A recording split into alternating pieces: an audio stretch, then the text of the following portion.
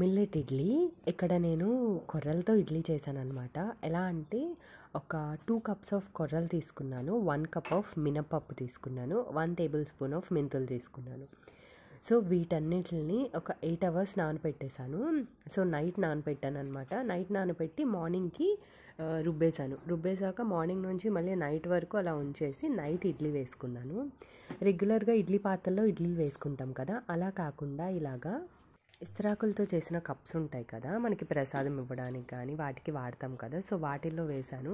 దీనివల్ల ఏంటంటే ఆ ఆకు యొక్క ఫ్లేవర్ కూడా మనకు తెలుస్తుంది అండ్ ఇడ్లీ పాత్ర తోముకోవాలంటే కొంచెం లేజీగా అనిపిస్తుంది కదా, సో ఈ రెండిటికి బెస్ట్ సొల్యూషన్ అనమాట. నాకైతే చాలా బాగా అనిపించింది. అంటే జస్ట్ 1 స్పూన్ వేసాను, చిన్నవి తీసుకున్నాను నేను కప్స్ అనేవి. సో అలా చిన్నవి తీసుకోవడం వల్ల 1 స్పూన్ పిండి సరిపోయింది నాకు. సో చాలా బాగా వచ్చాయి, మెత్తగా వచ్చాయి అనమాట. ఇన్స్టెడ్ ఆఫ్ కొర్రలు మనం ఏ మిల్లెట్ అయినా యూస్ చేయొచ్చు. లాస్ట్ టైం నేను సామలతో ట్రై చేశాను, అవి కూడా బాగా వచ్చాయని ఈసారి కొర్రలతో ట్రై చేశాను.